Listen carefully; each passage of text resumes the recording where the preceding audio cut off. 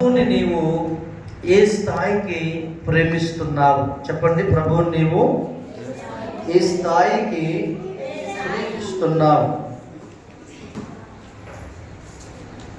మనము మన ప్రభువుని ప్రేమించేటటువంటి స్థాయిని బట్టి, స్థితిని బట్టి మన యొక్క ఆత్మీయమైన నడక ఆధారపడి ఉంటుంది. హల్లెలూయా.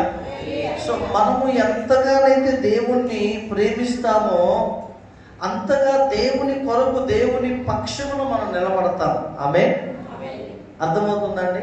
మనము ప్రభువుని ఏ స్థాయికైతే ప్రేమిస్తామో, ప్రేమించే స్థాయిని బట్టే మన నడక విధానం మారిపోతుంది.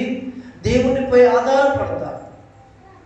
అలా దేవుణ్ణి మనం ఏ స్థాయికైతే ప్రేమిస్తామో ఆ స్థాయిని బట్టి మనము ఆయన కొరకు నిలిచి ఉంటాం. హల్లెలూయా, హల్లెలూయా. దేవుణ్ణి ప్రేమించకుండా ఆయన్ని మనం వెంబడించలేము. ఎవరము కూడా దేవుణ్ణి ప్రేమించకుండా ఆయన కొరకు నిలబడలేము. ఆమేన్. ఎందుకంటే యేసు ప్రభువే స్వయంగా చెప్పాడు, ఒకడు నన్ను ప్రేమించి ఎడల నా ఆజ్ఞలు గైకొంటాడు. నన్ను ప్రేమించకుండా నా ఆజ్ఞలు గైకొనలేరు, నన్ను ప్రేమించకుండా నా కొరకై మీరు నిలవలేరు. హల్లెలూయా.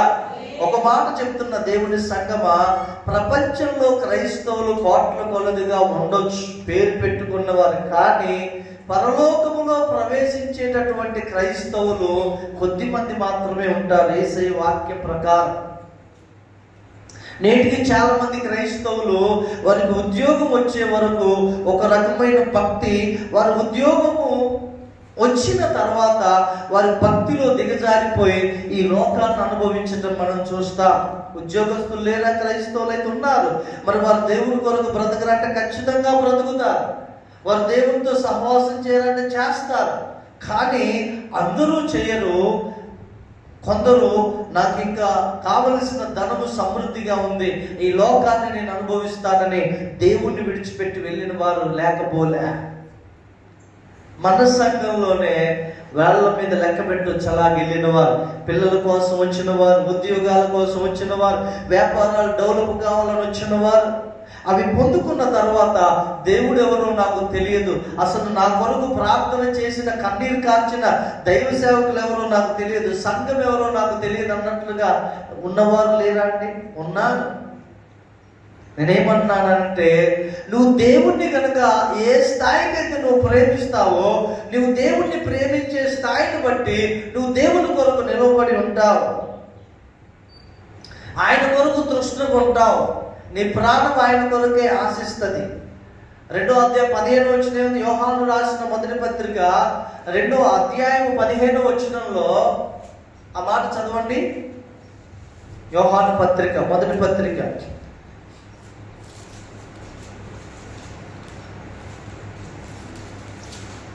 2వ అధ్యాయం 15వ వచనం. Thank you Jesus. ఈ లోకమునైనను, లోకములో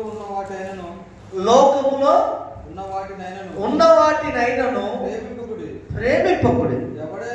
ఎవడైనను లోకమును ప్రేమించిన ఎడల తండ్రి ప్రేమ వానిలో. చూసారండి? ఇంకా చదవండి బ్రదర్. లోకములో ఉన్నవంతయు అనగా శరీరాశయు, నేత్రాశయు, జీవపు డంబం, ఇవి తండ్రి వలన పుట్టినవి కావు.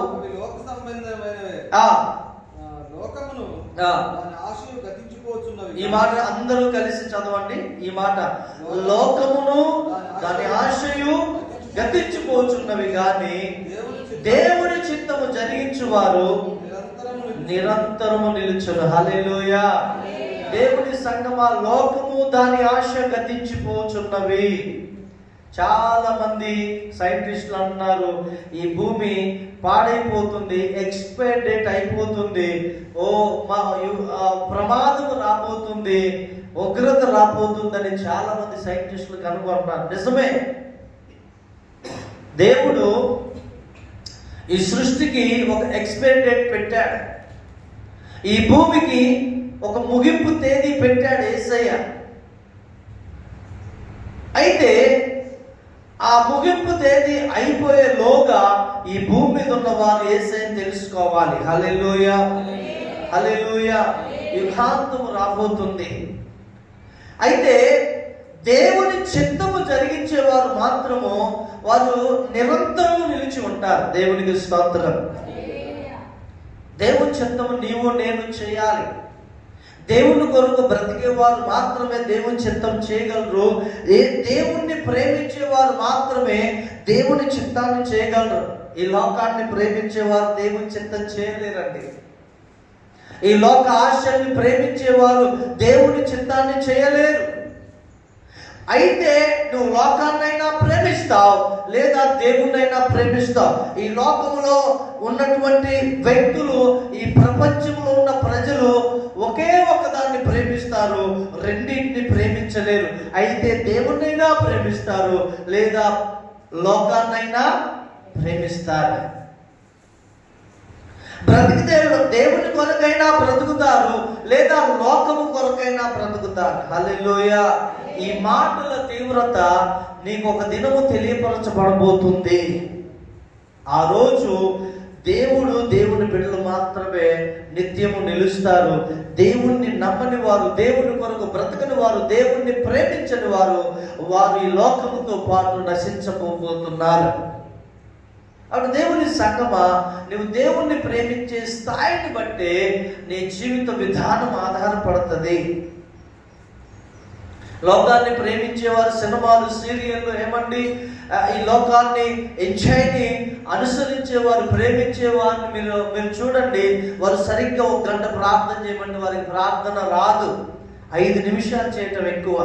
నిద్ర వచ్చేస్తుంది, బోరు కొట్టేస్తుంది, అనిపిస్తుంది, ఏవేవో ఆలోచనలు వస్తాయి, ఎక్కడెక్కడో తిరిగినవన్నీ గుర్తొస్తాయి. కారణం ఏంటంటే వీరు ప్రార్థనకైతే మోకరించారు కానీ ప్రార్థన రాదు. కారణం వారు దేవుణ్ణి ప్రేమించట్ల, లోకాన్ని ప్రేమిస్తున్నారు.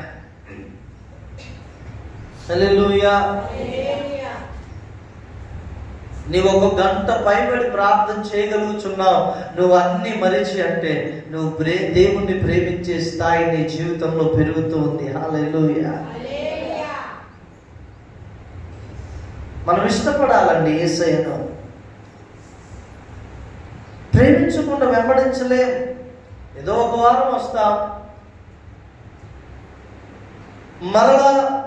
మళ్ళీ ఇప్పుడు బల్లానాథనికి అది ఒక ఆచారంగా పెట్టుకుంటారు. కాబట్టి క్రైస్తవులు దానికి మాత్రం రావాలని ఆచార సంబంధమైన భక్తులు కడవరకు నిలబడలేరు.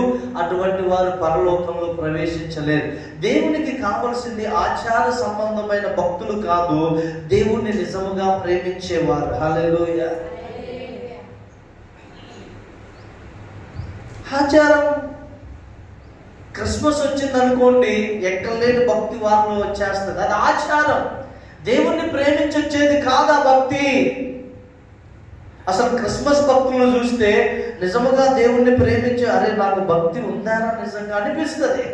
వాళ్ళు చేసే ఆచారం, వారు పెట్టే ఖర్చు, వారింట్లో ఉండే హడావుడి, రంగులు, ఏమండి కలర్స్, వారు తినే తిండి, వారి వైభవం, ఇవన్నీ చూస్తుంటే వారు ఆచార సంబంధమైన భక్తులు.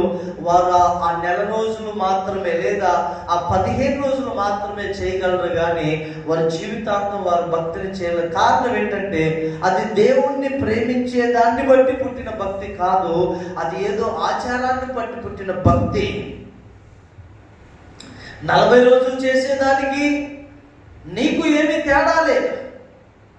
40 రోజులు మన క్రైస్తవులు ఏమండి లెంట్ డేస్ అని పెట్టుకుంటారు. ఆ 40 రోజులు ఊపిరి బిగపట్టుకొని ఉంటారు. లోకానికి నీకేమైనా తేడా ఉందా?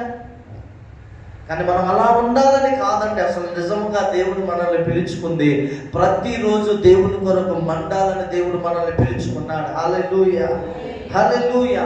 ప్రతిరోజు దేవుణ్ణి ప్రేమించాలని మన దినము, మన రోజు దేవుణ్ణి ప్రేమించడాన్ని బట్టి ఆరంభించబడాలి. మనం ఆచార భక్తులుగా ఉండకూడదు. దేవుణ్ణి ప్రేమించడాన్ని బట్టి పుట్టే భక్తిని మనం అలవర్చుకోవాలండి. హల్లెలూయా. ఇంతవరకు మనం ఆరాధన చేశాం, నువ్వు లేకుండా నేను బ్రతకలేను ప్రభువా. అది క్రియారూపం దాల్చాలి మన జీవితంలో. ఆ స్థాయికి మనం ఉండాలి. హల్లెలూయా. సంఘం ఎలా ఉండాలి? ఒక మాట చదువుకుందాం. యోహాను సువార్త 20వ అధ్యాయం. బైబిల్ ఉన్న వాళ్ళందరూ ఓపెన్ చేయండి. నువ్వు దేవుణ్ణి నీ ప్రేమించే స్థాయి, ఏ స్థాయికి నువ్వు ఆయన్ని ప్రేమిస్తున్నావు, ఏ స్థాయికి మనం ఆయన్ని ప్రేమించాలి?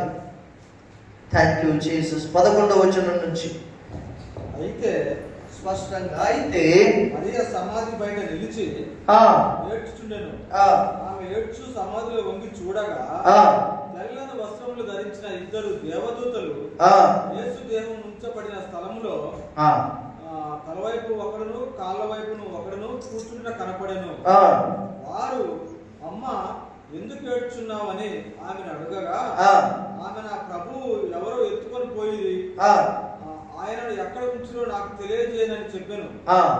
ఆమె ఈ మాట చెప్పి తిరిగి యేసు నిలుచుంటాడు చూచెను, కానీ ఆయన యేసు అని గుర్తుపడలేదు. యేసు, అమ్మ నువ్వు ఎందుకు ఏడ్చున్నావు, ఎవరిని వెతుకుచున్నావని ఆమెను అడగగా, ఆమె ఆయన తోటమాలి అనుకోని, అయ్యా నీవు ఆయనను మోసుకొని పోయిన ఎడల ఆయన ఎక్కడ ఉంచుతావో నాతో చెప్పము, నేను ఆయన ఎత్తుకొని పోదునని చెప్పాను. యేసు ఆమెను చూసి మరియా అని పిలిచాను. ఆమె ఆయన వరకు తిరిగి ఆయనను ఎబ్రీ భాషలో రబ్బూని అని పిలిచాను. ఆ మాటకు బోధకుడని అర్థం. యేసు ఆమెతో, నేను ఇంకనూ తండ్రి వద్దకు ఎక్కిపోలేదు కనుక నన్ను ముట్టుకొనవద్దు, అయితే నా సహోదరుని వద్దకు వెళ్ళి తండ్రియు మీ తండ్రియు నా దేవుడును మీ దేవుడునైనా వారి యొద్దకు ఎక్కుపోతున్నానని వారితో చెప్పమనను. మగ్దలేని మరియ వచ్చి, నేను ప్రభువును చూచితిని, ఆయన నాతో ఈ మాటలు చెప్పినని శిష్యులకు తెలియజేశాడు. హల్లెలూయా. మగ్దలేని మరియ, చూడండి సంగమా, మనమందరము మగ్దలేని మరియ వలె ఉండాలి. మగ్దలేని మరియ ప్రభువుని పొందుకునేంత వరకు వెతికింది. ఆమె అలా వెతికింది కాబట్టి ప్రభు ఆమెకు ప్రత్యక్షమైనాడు. హల్లెలూయా. దేవునికి స్తోత్రం. హల్లెలూయా. ఆయనను పొందుకునేంత వరకు ఆయన్ని మనం వెతకాలి. దేవుడే కనుక ఒక వ్యక్తికి దొరికితే ఆ వ్యక్తి తరతరాలు దీవెనకరంగానే ఉంటారు వారి జీవితం. హల్లెలూయా. దేవుణ్ణి పొందుకోకుండా చాలా మంది మనం చేసే పొరపాటు ఏంటయ్యా అంటే, దేవుణ్ణి మనం పొందుకోకుండా, దేవుని మీద మన ఆశ కాకుండా దేవుడిచ్చే ఆశీర్వాదాల మీద మన దృష్టి నిలుపుతున్నాం.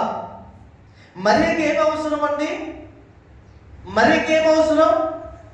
యేసు ప్రభు బ్రతికున్నంత వరకు ఎన్నో అద్భుతాలు చూసింది, ఎన్నో స్వస్థతలు జరగడం చూసింది, తన జీవితాన్ని ఫలభరితంగా జీవించుకోవడానికి ముందుకెళ్ళింది. ఎన్నో గొప్ప గొప్ప కార్యాలు దేవుడు ఆమె జీవితంలో చేశాడు. అన్నీ జరిగాయి కదా. శిష్యుల వలె ఆమె కూడా ఇంట్లోనే కూర్చొని ఉండొచ్చు కదా. యేసు ప్రభు శిష్యుల వలె ఆమె కూడా భయముతో వారి ఇంట్లో చక్కగా ఉండొచ్చు కదా, వారి కుటుంబంతో పాటు. ఎందుకు యేసు ప్రభువుని పొద్దున్నే సమాధి వద్దకు వెతుక్కుంటూ వచ్చింది చీకటితోనే? ఆమెలో ఒక ఆశ, నేను నా యేసయ్యను ఎట్లాగైనా పొందుకోవాలి, నా ప్రభువుని ఎలాగైనా నేను పొందుకోవాలి, ఆయన నేను ఎలాగైనా సంపాదించుకోవాలి. దేవుని సంగమా, ఈ మరియ ఏ విధంగానైతే యేసు ప్రభు దొరికేంత వరకు ఆయనను వెతుకుతూ వెళ్ళిందో, మనము ఆయనను పొందుకునేంత వరకు మనం వెతికినప్పుడు యేసయ్య మనకు కనబడతాడు. హల్లెలూయా. ఆయన మనకు బయలుపరచబడతాడు, ఆయన్ని మనము అనుభవిస్తాం. హల్లెలూయా. ఆమె ఏడుస్తుంది చూడండి. ఆయన తోటమాలి అనుకొని ఏమండి, నీవు ఆయన్ని మోసుకొని పోయావా అనేసి ఆయన అడుగుతుంది. హల్లెలూయా. 15వ వచనం చూడండి. అమ్మా ఎందుకు ఏడ్చుచున్నావు? చూసారా అండి? ఆమె ఏడుపు దేని కొరకు? డబ్బుల కోసమా? ఆమె ఏడుపు ఎందుకోసం? ఉద్యోగం కోసమా? చెప్పాలండి. ఎందుకోసం ఆమె ఏడుపు? వ్యవసాయం మంచిగా పండాలని ఆమె ఏడ్చేది. నాకు ఇల్లు రావాలని ఏడుస్తుందా? చాలా మంది క్రైస్తవులు ఈ భూ సంబంధమైన ఆశీర్వాదాల కొరకు దేవుని దగ్గర ఏడుస్తూ ఉంటారు. ఆయన ఎప్పుడూ కూడా మీరు ఏడిస్తేనే నేను ఆశీర్వాదాలు ఇస్తానని యేసయ్య చెప్పలేదు. ఇదిగో మీ కొరకు నేను సమస్తాన్ని సిద్ధపరిచా, విశ్వాసం ద్వారా మీరు పొందుకోండి అన్నాడు. కొన్ని మనం పొందుకోవడానికి మనం కొన్నిసార్లు ప్రభువుని ప్రార్థించాల్సిన అవసరం కూడా లేదండి. యేసయ్య ఏమన్నాడు తెలుసా? మొదట నా నీతిని, నా రాజ్యాన్ని వెతకండి, అప్పుడు అవన్నీ మీకు అనుగ్రహించబడతాయి. వెతికితే చాలండి. యేసు ప్రభు నీతిని, యేసు ప్రభు రాజ్యాన్ని వెతికితే చాలు. మనం ప్రార్థన చేసి ఏడవడం అవసరం లేదు. దేవా నన్ను ఆశీర్వదించు, దేవా నన్ను దీవించు, నాకు ఉద్యోగం ఇవ్వు ప్రభు. ఒకటి నిర్ణయం చేసుకో, దేవా నేను బ్రతికేది నీ కొరకు, నిన్ను ప్రేమించడం కొరకు.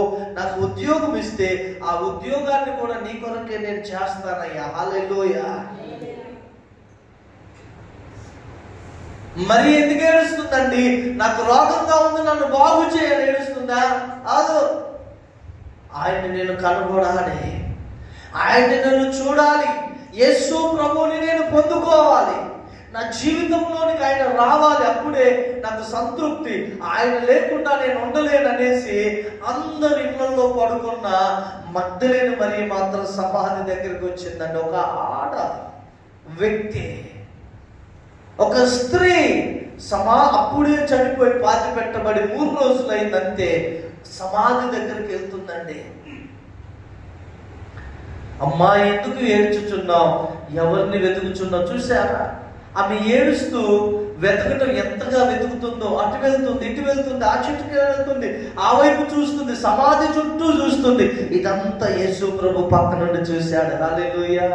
ఒక మాట చెప్తున్నాను, జాగ్రత్తగా వినండి. యేసు ప్రభువుని పొందుకోవాలని ఎవరైతే వెతుకుతారో ఆయన వారికి మరుగుగా ఉండలేడండి. ఆమె చెప్పలేరా మీరు? హల్లెలూయా.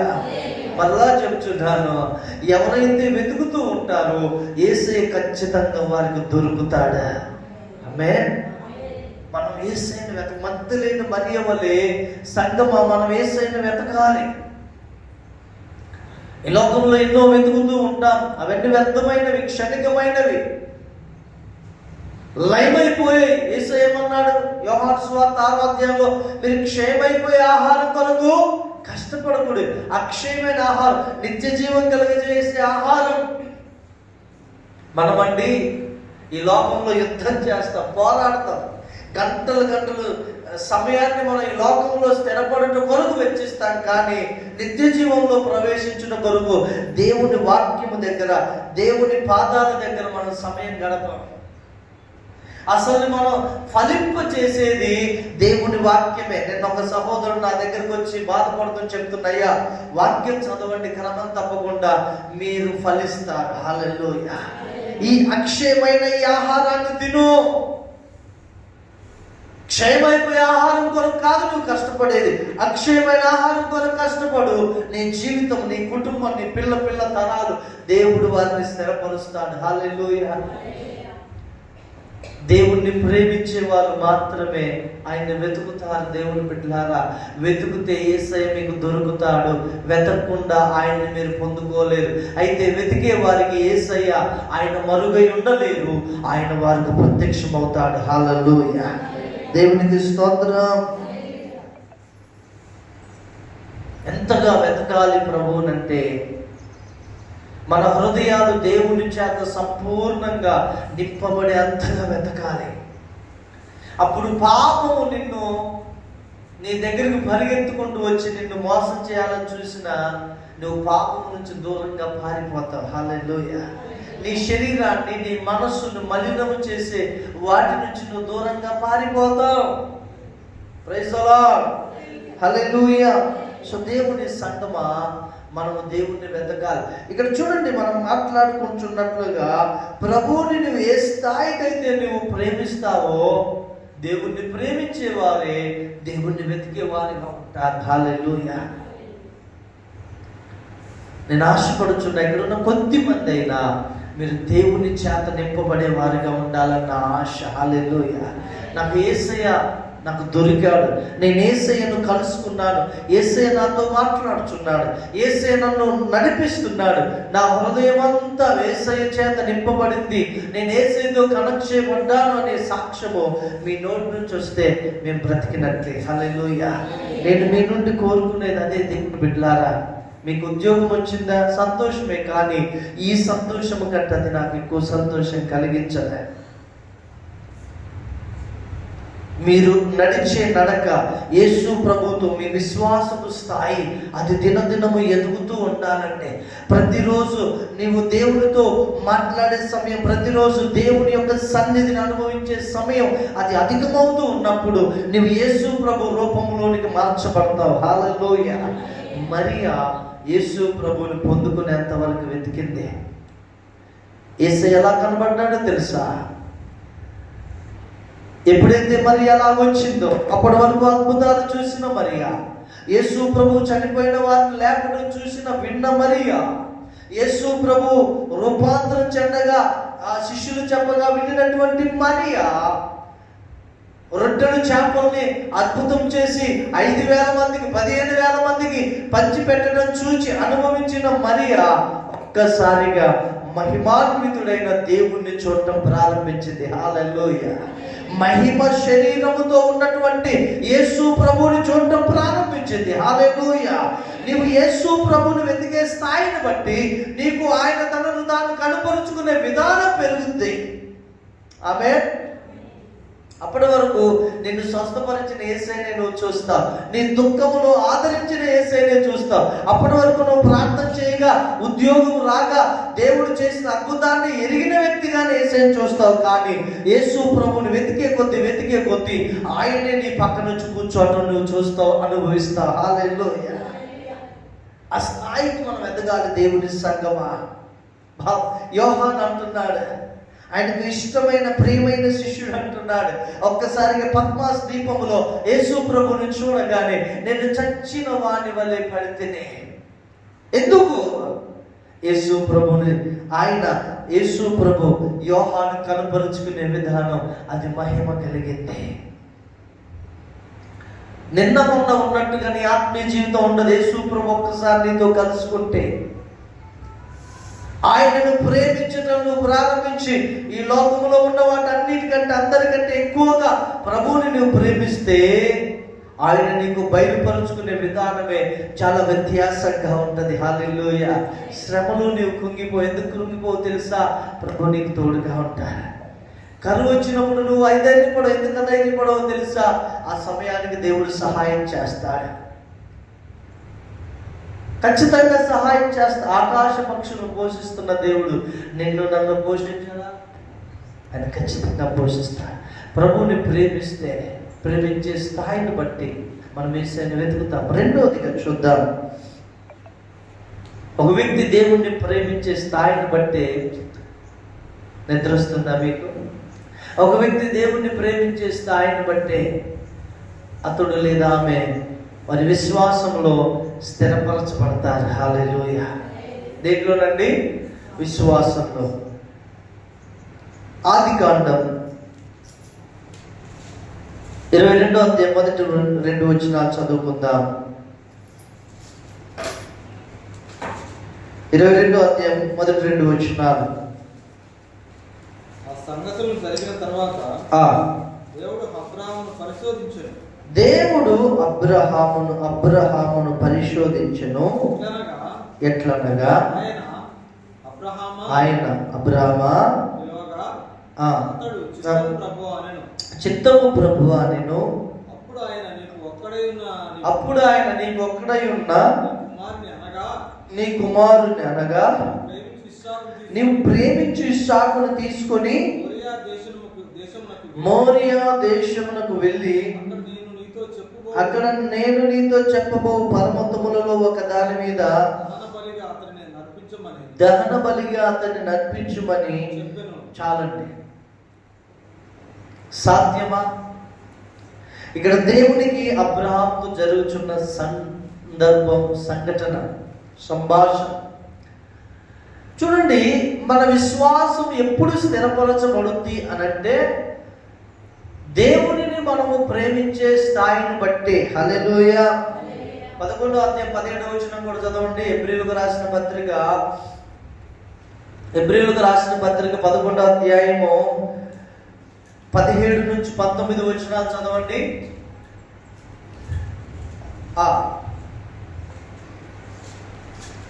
హెబ్రీయులకు రాసిన పత్రిక 11వ అధ్యాయము 17వ వచనం.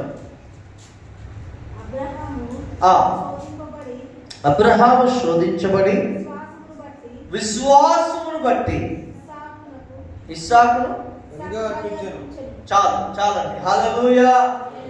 అబ్రహాము శోధింపబడి విశ్వాసమును బట్టి ఏం చేశాడంట? ఇస్సాకుని. మనం విశ్వాసంలో ఎప్పుడు స్థిరపరచబడతామంటే దేవుణ్ణి ఎక్కువగా ప్రేమించడాన్ని బట్టి. మీరు చూడండి, దేవుణ్ణి ప్రేమించకుండా లోకాన్ని ఇంకా దేన్నైనా వారిని వారే ప్రేమించుకునే వారిని మనం చూస్తే వాక్యం నిమిత్తం కొద్దిగా శ్రమ రాగానే వారు దేవుణ్ణి విడిచిపెట్టి వెళ్తారు. చిన్న నష్టము రాగానే, చిన్న ఇబ్బంది వారికి కలగగానే దేవుని మీద భక్తి తగ్గిపోయింది. దేవుని చేయవలసిన పరిచర్య పక్కన పెట్టేస్తారు. ఇంకా నా వల్ల కాదు, దేవా నాకు ఒక్కగానే ఒక్క ఆధారం ఇది, దీన్ని కూడా నువ్వు తీసేసావా, ఇక నువ్వు నాకు వద్దు అన్నట్టుగా దేవుని విడిచి వెళ్ళిపోతారు. నేను దేవుని నమ్ముకుంటే వ్యాపారంలో నష్టం వచ్చింది, దేవుడు నమ్ముకుంటే ఏంటి మాకు ఎప్పుల బాధ, ఏంటి మాకు రోగం, ఇంకా మాకు దేవుడు వద్దులే, ఇంకేం వద్దులే, మేము ఉన్నట్లుగానే ఉంటాం. కానీ విశ్వాసములో పడేవాడు దేవుణ్ణి ప్రేమిస్తూ ఆయన కొరకు నష్టపోతానికైనా సిద్ధపరచబడతాడు. హల్లెలూయా, హల్లెలూయా. నీవిచ్చిన ఇస్సాకు ప్రభువా, నువ్వు బలర్పించమని ఎదుగో తీసుకో. మీరు యథార్థంగా చెప్పండి, మనలో ఉన్న ప్రాణం మనదా దేవుందా? నిజం చెప్పండి, మనలో ఉన్న ప్రాణం మనదా దేవుందా? మనం ఎంత స్వార్థపరులం అంటే, దేవుడు మనకు ప్రాణం ఇచ్చి ఆయుష్ ఇచ్చి జీవం ఇస్తే దేవుని కొరకు పని చేయడానికి మన మనసు రాదు.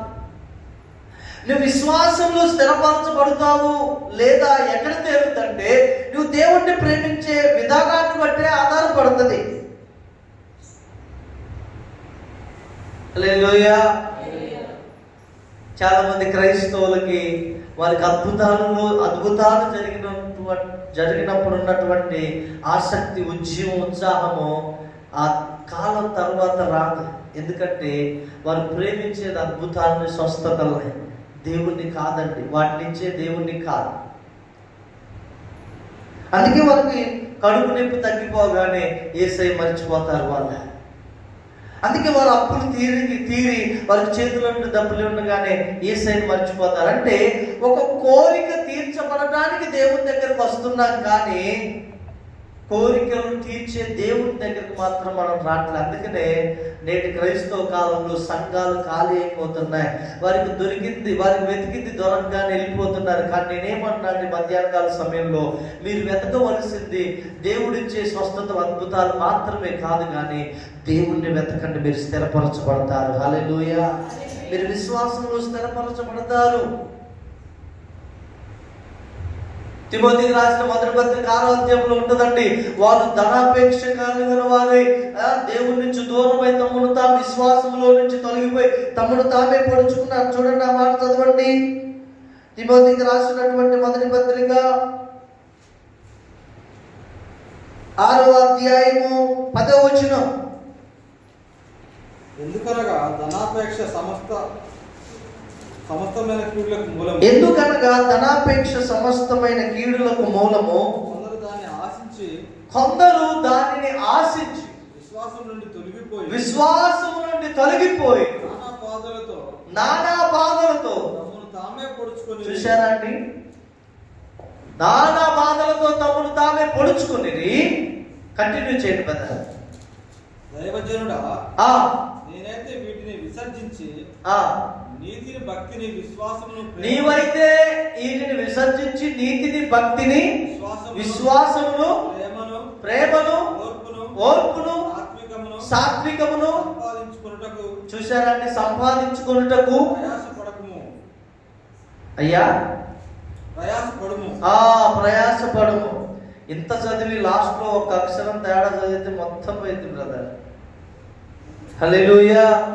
ప్రేమ, విశ్వాసం, సాత్వికం, ఓర్పును సంపాదించుకోవటానికి ప్రయాసపడాలండి. మనం ప్రయాసపడవలసింది అక్షయమైన జీవితం మీద. హల్లెలూయా. అబ్రహాము విశ్వాసంలో తండ్రిగా ఉండటానికి, విశ్వాసంలో స్థిరపరచబడటానికి కారణం ఏంటో తెలుసా? ఇస్సాకు కంటే యేసయ్యను ఎక్కువగా ప్రేమించాడు. హల్లెలూయా. నీ ఇస్సాకు ఎవరో జాగ్రత్త.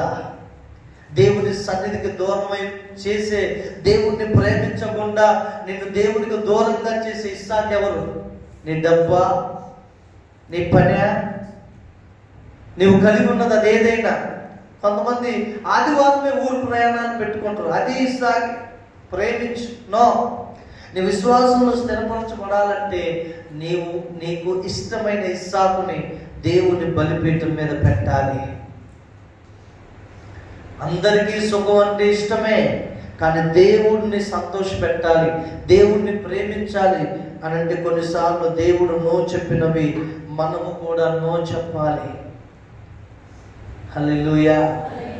నేను దేవుణ్ణి ప్రేమిస్తాను, దీన్ని కూడా ప్రేమిస్తాను అని అంటే అది అంగీకార యోగ్యమైన ప్రేమ కాదు.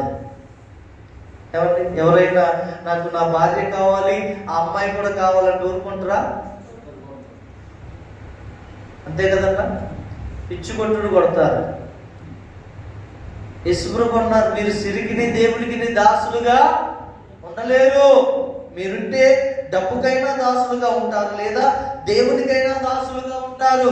ఒక మాట అండి, నువ్వు చచ్చిపోయేప్పటికీ 10 కోట్లు సంపాదించుకున్నావు, నీ ఎదుట 10 కోట్ల రూపాయలు ఉన్నాయి, కానీ ఇంకో గంటలో చనిపోబోతున్నావు. ఈ నీతి క్రియలు, ప్రేమను, విశ్వాసమును మాత్రం నువ్వు లక్ష్య పెట్టలే. నీ జీవితం అంతా నువ్వు కష్టపడి దేవుణ్ణి కూడా కాదని ఈ 10 కోట్లు నువ్వు సంపాదించావు. అయితే నువ్వు చనిపోబోతున్నావు. ఒక్కొక్క గంటలో నువ్వు చనిపోయి నువ్వు దేవుని దగ్గరికి వెళ్తావు, నరకానికి వెళ్తావు. ఈ 10 కోట్లు నిన్ను పరలోకంలో చేర్చగలవా? చెప్పట్లేదు. ధనము సంపాదించుట తప్పు అని నేను అన్ను, కానీ దేవుణ్ణే వద్దని ధనం సంపాదిస్తే ఆ ధనమే నిన్ను నాశనం చేస్తుందని వాక్యం సెలవిస్తుంది. ప్రభు అన్నాడు యోహాను సువార్త 15వ అధ్యాయంలో 4-5 వచనం, నాకు వేరుగా ఉండి మీరేమీ చేయలేరు. నాకు వేరుగా ఉండి మీరు ఏమీ చేయలేరు. యెహెజ్కేలు గ్రంథం ఒక్కసారి చూడండి. దేవుని సంగమా, మీరు 10 మంది అయినా విశ్వాసంలో పదిలంగా ఉండాలన్న ఆశ. యెహెజ్కేలు గ్రంథం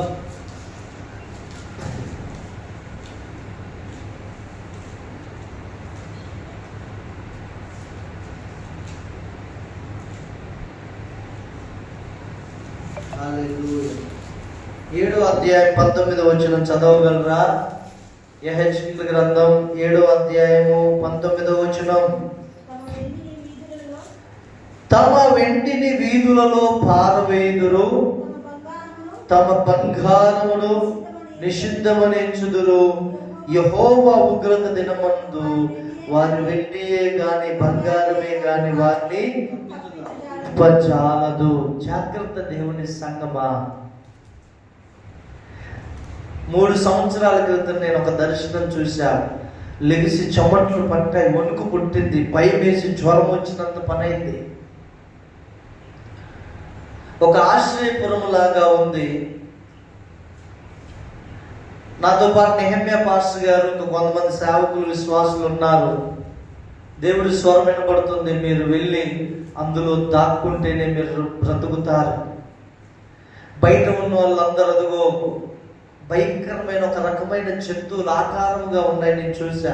అవి తరుముకుంటూ వెళ్తుంటే ప్రాణ భయంతో పరిగెత్తుతూ దేవుడు చెప్పిన ఆశ్రయపురంలోనికి వెళ్ళాం. మేము నమ్మని వారందరినీ చంపివేస్తున్న భయంకరమైన జంతువులు. చాలా లక్షల మంది చచ్చిపోతున్నారు. నేను ప్రపంచం వైజ్గా దేవుడు చూపిస్తున్నాడు ఆ దర్శనం. అందరూ చచ్చిపోతున్నారు. ఆ ఆశ్రయపురంలో కొంతమంది వస్తున్నారు. దేవునికి మాట విని అక్కడ చాలా ఉంది, బంగారం ఉంది, అక్కడ మాకు విలువైనవి ఉన్నాయి, అక్కడ మాకు కావలసినవి ఉన్నాయి. అయితే అవన్నీ విడిచిపెట్టి వెళ్ళటానికి మాకు మనసు రాట్లా. దేవుడి స్వరం వినబడుతుంది, ఇవన్నీ మీరు విడిచిపెట్టి ఆశ్రయపురంలోనికి వెళ్తేనే మీరు బ్రతికించబడతారు. నేను అక్కడ చూశానండి, అక్కడ చూసా చాలా మంది పాస్టర్స్ వారికి కలిగి ఉన్నది విడిచిపెట్టి రావట్లే. చాలా మంది అండి. నేను ఏడుస్తున్నా. నేను అక్కడికి వెళ్ళిన తర్వాత అయ్యో దగ్గర ఉన్న వారిని అవి విడిచిపెట్టి రండి, అదిగో భయంకరమైన ఉగ్రత, జంతువులు ఏదో రకరకమైన ఉన్నాయి, అవందరినీ చంపుతున్నాయి, రండి సహోదరులారా రండి అని ఏడుస్తున్నా. చాలా మంది వారికి కలిగిన వాటిని పట్టుకొని రావట్లే. అందులో ఆశ్రయపురంగా ఉన్న దాంట్లో చాలా ఇనుముతో కూడినదిగా బలముగా ఉంది, అందులోకి ఏది రాలేదు. ఎందుకంటే అక్కడ దేవుడు ఉన్నాడు. దేవుని కృపను బట్టి నేను నాతో కొంతమంది అందులో ప్రవేశించాం. మెలకు వచ్చింది, వణికిపోతున్నాను, చెమటలు పట్టాయి. దేవుని సంగమా, నీ వెండి నీ బంగారము నిన్ను రక్షించలేదు. దేవుని మాటను, దేవుని వాక్యాన్ని చదువు, దేవుని వాక్యాన్ని నీ గుండెకు హత్తుకో, వాక్యానుసారంగా బ్రతుకు. ఒక దినం ఈరోజు నిన్ను వెర్రిదారిని అనొచ్చు, వెర్రోడు అనొచ్చు, సంపాదించుకోకుండా కష్టపడకుండా సంపాదించే టైంలో ప్రార్థన భక్తి వెళ్తున్నారేంట్రా బాబు అని హేళన చేయొచ్చు. కానీ నువ్వు చేసే భక్తి, నువ్వు చేసే విశ్వాసం, నువ్వు ప్రభువుని ప్రేమించేది మాత్రమే ఒక దినాన నిలబడుతుంది. నిన్ను హేళన చేసిన వారు విడిచిపెట్టబడుట నీ కన్నులారా నువ్వు చూస్తావు. అబ్రహాము తన కుమారుణ్ణి ఇచ్చాడు. దేవుణ్ణి ప్రేమించి విశ్వాసంలో స్థిరపరచబడ్డాడు. మొదటిగా దేవుణ్ణి ప్రేమించేవారు, ఎక్కువగా దేవుణ్ణి ప్రేమించేవారు ఆయనను పొందుకునే వరకు దేవుణ్ణి వెతుకుతారు. రెండవదిగా దేవుణ్ణి ప్రేమించేవారు విశ్వాసమందు స్థిరపరచబడతారు. మూడవదిగా దేవుణ్ణి ప్రేమించేవారు, నువ్వు ఏ స్థాయికి అయితే దేవుణ్ణి ప్రేమిస్తావో ఆ స్థాయిని బట్టి నువ్వు స్థిరపరచబడతావు. మూడవదిగా దేవుణ్ణి ప్రేమించేవారు దేవుని సన్నిధిలో ప్రార్థిస్తారు, దేవుని వాక్యాన్ని ధ్యానిస్తారు. ఎందుకంటే యేసయ్య కనబడేది అక్కడే. యేసయ్య నీతో మాట్లాడే స్థలం దేవుని వాక్యము. యేసయ్యతో నువ్వు మాట్లాడే స్థలం ప్రార్థన స్థలం. చెప్పండి, యేసయ్య నీతో మాట్లాడే స్థలం వాక్యము చదివే స్థలం. యేసయ్యతో నువ్వు మాట్లాడే స్థలం ప్రార్థనా స్థలం. నువ్వు ప్రార్థిస్తే యేసయ్యతో మాట్లాడతావు, నువ్వు వాక్యం చదివితే యేసయ్య నీతో మాట్లాడతాడు. హల్లెలూయా. ఇవి రెండు నువ్వు నిర్లక్ష్యం చేసిన రోజున నీ జీవితం అదో రకంగా ఒక దేవుడు లేని కుటుంబంగా, దేవుడు లేని వ్యక్తిగా నీ జీవితం ముందుకు సాగుతుంది. అక్కడ కష్టము, శ్రమ. ఇక్కడ నీకు ఒకవేళ కష్టం ఉండొచ్చు, కరువు ఉండొచ్చు, నువ్వు ఆశించినంత ధనం నీ దగ్గర ఉండకపోవచ్చు, కానీ నీ హృదయం అంతా దేవుని చేత సంతృప్తిగా ఉంటుంది. హల్లెలూయా. దేవుడు ఉన్నాడనే సంతృప్తి అండి. నువ్వు దేవుణ్ణి ఏ స్థాయికి అయితే నువ్వు ప్రేమిస్తావో దేవుని సంగమా, ఆ స్థాయికి నువ్వు విశ్వాసమందు స్థిరపరచబడతావు. నువ్వు దేవుణ్ణి ఏ స్థాయికి అయితే నువ్వు ప్రేమిస్తావో ఆ స్థాయికి యేసయ్యను నువ్వు పొందుకొని ఆయన మహిమను నువ్వు చూసి కలుద్దాం. ప్రార్థన చేద్దాం. అందరం కళ్ళు మూసుకొని ప్రార్థన చేద్దాం. నిన్ను ప్రేమించాలని నేను ఆశపడ